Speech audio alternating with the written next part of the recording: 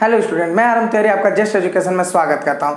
आज हम बात करेंगे कोल क्रॉप्स के बारे में। कोल शब्द जो है वो लैटिन भाषा का शब्द है जिसका मीनिंग होता है स्टेम।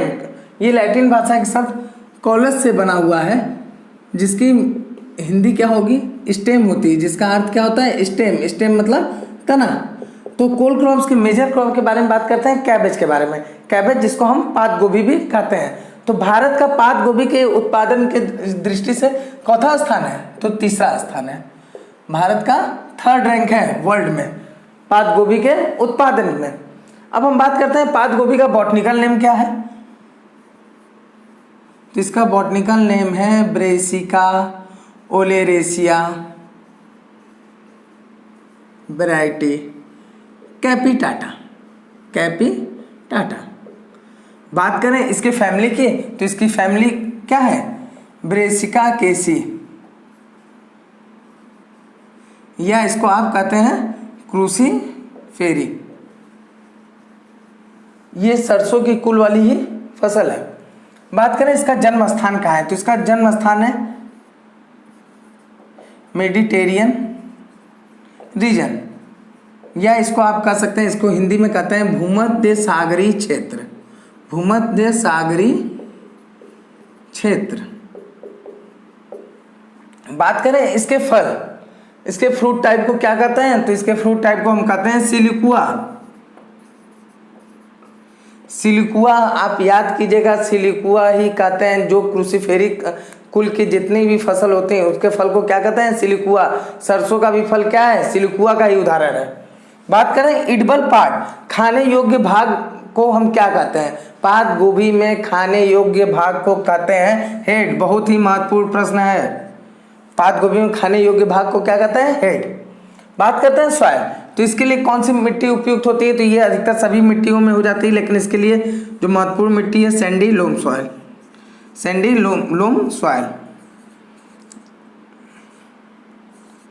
जिसका पीएच मान लगभग 5.5 से 6.5 के बीच में रहना चाहिए। बात करते हैं सीड रेट, इसकी बीज दर कितनी होती है, तो इसकी बीज दर होती है 500 से 750 ग्राम।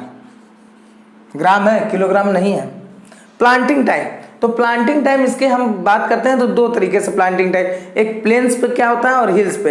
हिल्स पे क्या होता है, पहाड़ी क्षेत्रों में तापक्रम जो रहता है मैदानी क्षेत्रों की अपेक्षा कम होता है, इसलिए वहाँ इसकी फसल की हम जो प्लांटिंग करते हैं वो बहुत ही हम पहले कर देते हैं। तो नॉर्मली प्लेन, अगर हम मैदानी भागों में बात करें तो मैदानी भागों में इसका अगस्त से नवंबर के बीच में प्लांटिंग हम करते हैं। और बात करें अगर हिल्स की, तो हिल्स में हम करते हैं क्या है, लगभग मई से अगस्त के बीच तक करते हैं हिल्स पे। अब बात करें स्पेसिंग, अंतरण हम कितना रखते हैं। फसलों जो 2 पौधे हैं उनके बीच का अंतरण हम कितना रखते हैं, उनके पंक्ति से पंक्ति के बीच की दूरी या पौधे से पौधे के बीच की दूरी हम कितनी रखते हैं, तो 45 × 30 सेंटीमीटर हिल्स पे। और अगर बात करें प्लेन्स पे, तो प्लेन्स मतलब क्या होता है, मैदानी भाग। तो मैदानी भाग पर 45 × 40 सेंटीमीटर ये हिल्स पे है, मतलब पहाड़ी क्षेत्रों पर। और ये क्या है, प्लेन्स पे, मतलब मैदानी भागों में। मैं इंग्लिश लिख रहा हूँ, आप लोग हिंदी भी बात जो मैं बोल रहा हूँ उसको नोट डाउन करते चलिएगा। अब हम बात करते हैं इसके वैरायटी के बारे में। गोल्डन एकर,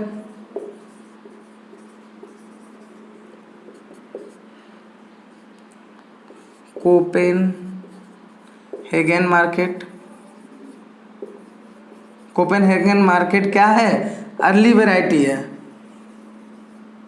अर्ली वैरायटी का मतलब क्या है कि ऐसी फसल जो लगभग, इसमें हम बात कर रहे हैं पात गोभी में, अर्ली वैरायटी का मतलब होता है जो 60 से 80 दिन में पक के तैयार हो जाए। जो 60 से 80 दिन में तैयार हो जाती हैं। जो लेट वैरायटी होती है वो लगभग कितने दिन में तैयार होती है, 100 से 120 दिन में। तीसरी है प्राइड ऑफ इंडिया, इसका जो फल आता है वो राउंड शेप्ड होता है और ये भी एक अर्ली वैरायटी है। बात करें पूसा ड्रम हेड, तो ये क्या है, F1 हाइब्रिड वैरायटी है जो कहाँ से विकसित की गई है, ये जापान से विकसित की गई है। बात करें पूसा मुक्ता, पूसा मुक्ता क्या है, ब्लैक रॉट डिजीज के प्रति रेजिस्टेंस है, black rot disease.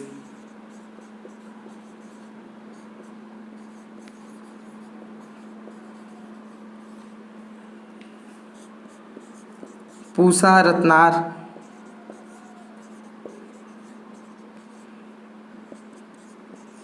Pusa red, ये कुछ इसकी महत्वपूर्ण किस्में हैं। गोल्डन एकर कोपेनहेगन मार्केट जो अर्ली वैरायटी है, प्राइड ऑफ इंडिया जो राउंड शेप्ड ये भी अर्ली वैरायटी है, पूसा ड्रम हेड जो F1 हाइब्रिड है जो डेवलप की गई है जापान से, पूसा मुक्ता ब्लैक रॉट डिजीज के प्रति रेजिस्टेंस है।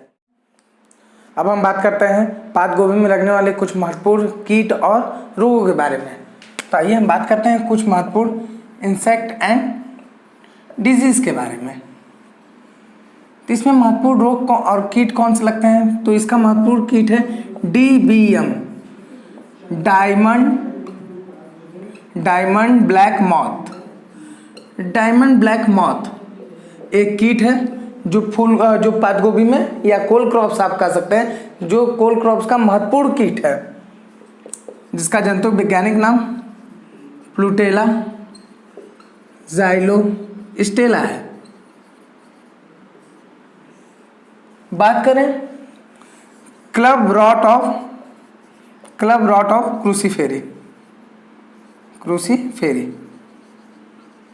ये भी एक पात गोभी में या कोल क्रॉप्स में लगने वाला महत्वपूर्ण रोग है जो किसके कारण लगता है, प्लास्मोडिफोरा ब्रेसिकासी,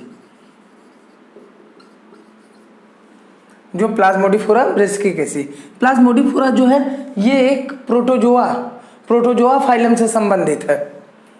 तीसरी बात करें कर्ड रॉट या सॉफ्ट रॉट, देखिए इसमें कंफ्यूज मत होइएगा, ये क्लब रॉट है, ये कर्ड रॉट है। कर्ड रॉट या सॉफ्ट रॉट ऑफ क्रूसीफेरी किसके कारण लगता है, तो ये रोग लगता है अर्वीनिया क्रोटोवेरा के कारण। ये अर्वीनिया क्रोटोवेरा क्या है, एक बैक्टीरिया है। ये आपसे पूछ सकता है कि कर्ड रॉट या सॉफ्ट रॉट किसके द्वारा है, तो ये एक बैक्टीरिया जनित रोग है। क्लब रॉट एक प्रोटोजोआ जनित रोग है। DBM डायमंड ब्लैक मॉथ एक इंसेक्ट है, एक कीट है जिसका नाम क्या है, प्लूटेला ज़ाइलोस्टेला। बात करें हम इसमें व्हाइट